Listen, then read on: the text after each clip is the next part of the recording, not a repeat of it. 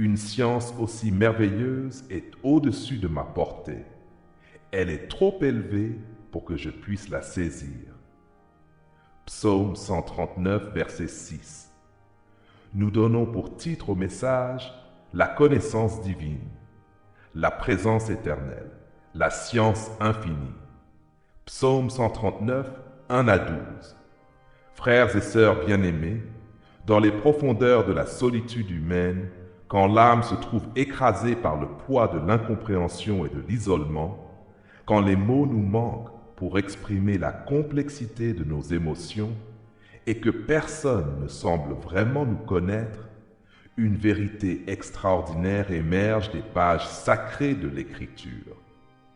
Dieu nous connaît parfaitement. Cette réalité, à la fois réconfortante et troublante, traverse les siècles pour toucher notre cœur aujourd'hui avec une force inouïe. Combien de fois avons-nous ressenti cette amertume de l'incompréhension? Combien de fois avons-nous crié dans le silence de nos chambres? Personne ne me comprend. Nos proches les plus intimes, malgré tout leur amour, ne parviennent qu'à effleurer la surface de notre être. Nos parents, nos conjoints, nos amis les plus chers ne saisissent que des fragments de notre personnalité. Ils voient nos actions, entendent nos paroles, mais les motivations profondes de notre cœur, les luttes silencieuses de notre âme, les rêves cachés de notre esprit leur échappent souvent. Cette solitude existentielle ronge l'humanité depuis la nuit des temps. Elle pousse certains vers la dépression, d'autres vers une quête désespérée de reconnaissance, et beaucoup vers un cynisme qui nie la possibilité même d'être vraiment connu. Dans notre époque hyperconnectée, paradoxalement, cette solitude s'intensifie. Nous sommes entourés mais pas compris, connectés mais pas connus, suivis mais pas aimés pour qui nous sommes vraiment. C'est dans ce contexte d'humanité blessée que résonne avec une puissance extraordinaire la voix du psalmiste David. Cet homme, selon le cœur de Dieu, qui avait connu les sommets de la gloire et les abîmes de la chute, qui avait été adoré par les foules et traqué par ses ennemis, découvre une vérité qui transforme radicalement sa perspective sur l'existence. Éternel, tu me sondes et tu me connais. Ces mots ne sont pas une simple déclaration théologique. Ils jaillissent d'une expérience spirituelle profonde, d'une rencontre intime avec le Dieu vivant. David réalise que là où tous les regards humains échouent, là où toute compréhension terrestre trouve ses limites, se dresse une connaissance parfaite, complète, éternelle. Dieu ne nous connaît pas comme nous nous connaissons nous-mêmes, avec nos angles morts et nos zones d'ombre. Il nous connaît mieux que nous-mêmes. Cette révélation devrait bouleverser notre existence. Comme l'écrivait le philosophe français Blaise Pascal, « Le cœur a ses raisons que la raison ne connaît point. » Mais Dieu connaît non seulement les raisons du cœur, mais aussi les secrets de l'âme que nous ignorons nous-mêmes. Cette connaissance divine transcende toute compréhension humaine et ouvre devant nous des perspectives infinies de réconfort, de transformation et d'espérance. Explorons ensemble les dimensions stupéfiantes de cette connaissance divine qui embrasse chaque aspect de notre existence. L'omniscience divine dans nos actions. David commence sa méditation par une reconnaissance fondamentale. Tu sais quand je m'assieds et quand je me lève, tu pénètres de loin ma pensée. Cette première dimension de la connaissance divine concerne nos actions quotidiennes, nos gestes les plus simples, nos mouvements les plus banals. Il est remarquable que David mentionne d'abord des actions aussi ordinaires que s'asseoir et se lever. Dieu ne se contente pas de connaître nos grands moments, nos réussites spectaculaires ou nos échecs retentissants. Il observe avec la même attention divine nos gestes quotidiens, nos routines, nos habitudes. Cette vérité devrait révolutionner notre compréhension de la vie spirituelle. Tu sais quand je marche et quand je me couche, et tu pénètres toutes mes voies. Chaque pas que nous faisons, chaque décision que nous prenons, chaque direction que nous empruntons est connue d'avance par notre Créateur. Cette connaissance ne se limite pas à l'observation passive.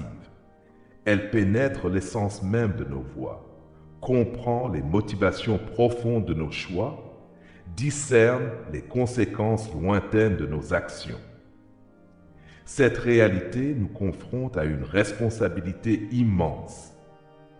Comme l'affirmait l'écrivain russe Fyodor Dostoïevski, l'homme est responsable de tout devant tous. Devant Dieu, nous sommes responsables non seulement de nos actes manifestes, mais aussi de leurs racines cachées, de leurs implications morales, de leur impact sur l'éternité. La connaissance divine de nos actions devrait nous inspirer une crainte révérentielle, mais aussi une confiance extraordinaire. Dieu voit nos efforts sincères, même quand ils passent inaperçus. Il connaît nos luttes silencieuses, nos victoires cachées, nos actes de bonté secrets. Rien de ce que nous faisons pour sa gloire n'est perdu ou oublié. Mais cette connaissance divine va bien au-delà de nos actions extérieures pour pénétrer dans les recoins les plus secrets de notre être intérieur. Oui, la pénétration divine de nos pensées. La parole n'est pas sur ma langue, que déjà, ô Éternel, tu la connais entièrement. Cette déclaration stupéfiante révèle que Dieu connaît nos pensées avant même qu'elles se transforment en paroles. Il saisit nos réflexions dans leur genèse, comprend nos intentions avant leur formulation, discerne nos émotions avant leur expression. Cette connaissance divine des pensées nous révèle à la fois notre vulnérabilité et notre dignité. Vulnérabilité, car nous ne pouvons rien cacher à Dieu. Tous nos masques tombent, toutes nos façades s'effondrent devant celui qui lit dans les cœurs. Nos pensées les plus intimes, nos motivations les plus secrètes, nos désirs les plus cachés sont transparents devant ses yeux. Mais cette vulnérabilité révèle aussi notre dignité extraordinaire. Que le Dieu de l'univers s'intéresse à nos pensées témoigne de notre valeur inestimable à ses yeux. Nous ne sommes pas des êtres insignifiants, perdus dans l'immensité cosmique. Nous sommes des créatures précieuses dont chaque pensée mérite l'attention divine. Cette réalité transforme radicalement notre vie de prière. Nous n'avons pas besoin de grandes phrases ou de formules compliquées. Dieu connaît nos besoins avant même que nous les exprimions. Votre Père sait de quoi vous avez besoin avant que vous le lui demandiez. Matthieu cite. La connaissance divine de nos pensées nous appelle aussi à une vigilance spirituelle constante. Garde ton cœur plus que toute autre chose, car de lui viennent les sources de la vie. Proverbe 4, 23. Puisque Dieu lit dans nos pensées, nous devons cultiver une vie intérieure pure, des méditations saintes, des réflexions qui l'honorent. Cette connaissance divine ne se limite pas à nos actions et pensées présentes, mais s'étend à travers toutes les dimensions de notre existence. Oui, l'omniprésence divine dans notre existence. Tu m'entoures par derrière et par devant, et tu mets ta main sur moi. Cette image poétique révèle que la présence divine nous enveloppe complètement. Nous ne pouvons échapper à cette présence. Nous ne pouvons nous en cacher. Nous ne pouvons la fuir. David poursuit avec une interrogation qui traverse les siècles. Où irais-je loin de ton esprit et où fuirais-je loin de ta face? Cette question rhétorique souligne l'impossibilité absolue d'échapper à la présence divine. Mais cette impossibilité n'est pas une prison, c'est une promesse de compagnie éternelle. Si je monte aux cieux, tu y es. Si je me couche au séjour des morts, tu y es aussi. Les dimensions verticales de l'existence, des hauteurs célestes aux profondeurs infernales, sont toutes embrassées par la présence divine. Aucune élévation ne peut nous séparer de Dieu, aucune chute ne peut nous éloigner de sa proximité. Si je prends les ailes de l'aurore et que j'aille habiter à l'extrémité de la mer, là aussi ta main me conduira et ta droite me saisira. Les dimensions horizontales de l'existence, des confins orientaux aux limites occidentales, sont également couvertes par la présence divine. La vitesse de la lumière elle-même ne peut nous soustraire à la proximité de Dieu. Cette omniprésence divine est particulièrement réconfortante dans les moments de solitude et de détresse. Quand nous nous sentons abandonnés de tous, quand l'isolement nous accable, quand la solitude nous pèse, nous pouvons nous rappeler que Dieu est là, présent, proche, attentif. Mais comment cette présence divine se manifeste-t-elle dans les circonstances les plus sombres de notre existence? Ainsi, parlons de la présence divine dans nos ténèbres. Oui, la présence divine dans nos ténèbres. Si je dis « au moins les ténèbres me couvriront », la nuit devient lumière autour de moi. Même les ténèbres ne sont pas obscures pour toi. La nuit brille comme le jour et les ténèbres comme la lumière. Cette déclaration extraordinaire révèle que même nos moments les plus sombres ne peuvent échapper à la lumière divine. Les ténèbres mentionnées ici ne sont pas seulement physiques. Elles représentent tous les aspects obscurs de notre existence. La dépression, le découragement, la confusion, la peur, la culpabilité, le désespoir. Ces ténèbres spirituelles qui nous aveuglent et nous paralysent sont transparentes devant Dieu. Pour Dieu, les ténèbres comme la lumière n'ont aucun secret. Il voit clairement dans nos nuits spirituelles, il comprend nos combats dans l'obscurité, il connaît nos luttes cachées. Cette vérité devrait nous donner une espérance inébranlable, même dans les moments les plus difficiles. Le prophète Ésaïe confirme cette vérité. « Moi, l'Éternel, je sonde les cœurs, j'éprouve les reins, pour rendre à chacun selon ses voies, selon le fruit de ses œuvres. » Jérémie 17. Cette connaissance divine n'est pas passive, elle est active, transformatrice, rédemptrice. Comme l'affirmait le poète anglais John Milton, l'esprit est son propre univers et en lui-même peut faire de l'enfer un paradis, un enfer. Et du paradis, la présence divine transcende même cette capacité de l'esprit humain, apportant sa lumière dans nos ténèbres les plus profondes. Permettez-moi de partager avec vous une illustration qui capture l'essence de cette vérité extraordinaire. Dans une petite ville de montagne vivait un vieux berger nommé Mathieu. Chaque jour, il menait son troupeau dans les pâturages élevés, connaissant chaque brebis par son nom, ses habitudes, ses préférences. Mais parmi toutes ces brebis, il y en avait une qu'il chérissait particulièrement. Une petite brebis boiteuse qu'il avait sauvée étant agneau. Cette brebis, qu'il avait appelée Espérance, était différente des autres. Sa claudication l'empêchait de suivre le troupeau aussi rapidement. Souvent, elle s'égarait, se perdait dans les buissons, se cachait dans les crevasses rocheuses. Mais Mathieu avait développé une connaissance si intime de cette brebis qu'il savait toujours où la trouver. Un jour d'hiver particulièrement rigoureux, une tempête de neige s'abattit sur la montagne.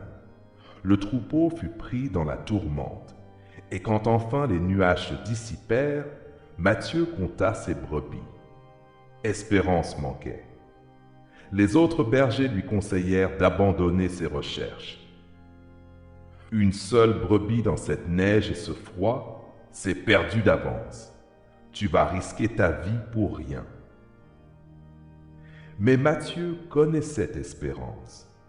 Il savait qu'elle avait peur des espaces découverts et qu'elle cherchait toujours un abri. Il savait qu'elle préférait les endroits ensoleillés, même s'ils étaient plus exposés. Il savait qu'elle avait tendance à se diriger vers l'est quand elle était perdue. Cette connaissance intime le guidait mieux que n'importe quelle carte ou boussole. Pendant 3 jours, Matthieu parcourut la montagne, suivant non pas des traces dans la neige, mais sa connaissance profonde de sa brebis. Il la retrouva finalement blottie sous un surplomb rocheux, tremblante mais vivante. Quand elle vit son berger, elle poussa un bêlement de soulagement et de reconnaissance. « Comment as-tu fait pour la retrouver ?» demandèrent les villageois émerveillés.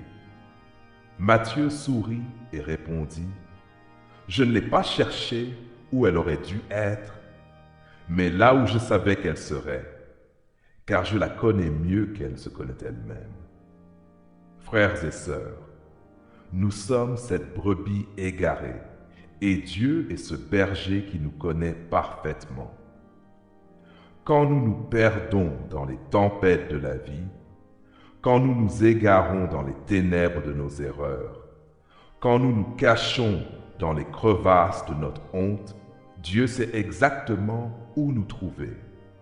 Sa connaissance de nous dépasse notre propre compréhension de nous-mêmes. Il ne nous cherche pas là où nous devrions être, mais là où nous sommes réellement. Il connaît nos faiblesses, nos tendances, nos refuges secrets.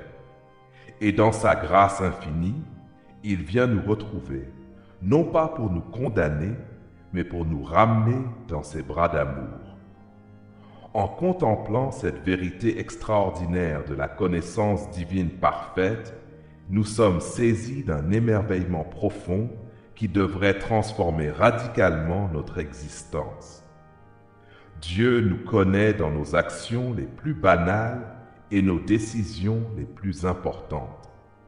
Il pénètre nos pensées les plus secrètes et nos intentions les plus cachées. Sa présence nous accompagne dans toutes les dimensions de notre existence et même nos ténèbres les plus profondes ne peuvent l'aveugler. Cette connaissance divine n'est pas une menace, mais une promesse. Elle nous assure que nous ne sommes jamais vraiment seuls, jamais vraiment incompris, jamais vraiment abandonnés. Dans un monde où l'incompréhension et l'isolement règnent, nous avons un Dieu qui nous connaît parfaitement et nous aime inconditionnellement. Cette vérité devrait nous inspirer plusieurs attitudes fondamentales. D'abord, l'humilité, car nous ne pouvons rien cacher à Dieu. Ensuite, la confiance, car cette connaissance divine est motivée par l'amour et non par la condamnation. Puis la responsabilité, car nous sommes appelés à vivre d'une manière digne de cette attention divine. Enfin, l'espérance, car si Dieu nous connaît si parfaitement, il peut certainement nous transformer et nous utiliser pour sa gloire. La connaissance divine parfaite nous libère de la peur d'être découverts, car nous le sommes déjà. Elle nous libère de la pression de paraître parfaits, car Dieu voit déjà nos imperfections. Elle nous libère de l'angoisse de l'incompréhension, car nous avons un Dieu qui nous comprend parfaitement. Puissions-nous, comme David, nous émerveiller devant cette connaissance qui dépasse notre entendement. Puissions-nous y trouver le réconfort dans nos solitudes, la force dans nos combats, l'espérance dans nos ténèbres. Et puissions-nous répondre à cette connaissance divine par une vie de reconnaissance, de consécration et d'adoration. Car si Dieu nous connaît si parfaitement, c'est pour nous aimer plus parfaitement encore. Et s'il nous aime si parfaitement, c'est pour nous transformer à l'image de son Fils bien-aimé Jésus-Christ. Qu'il en soit ainsi. Amen. Amen.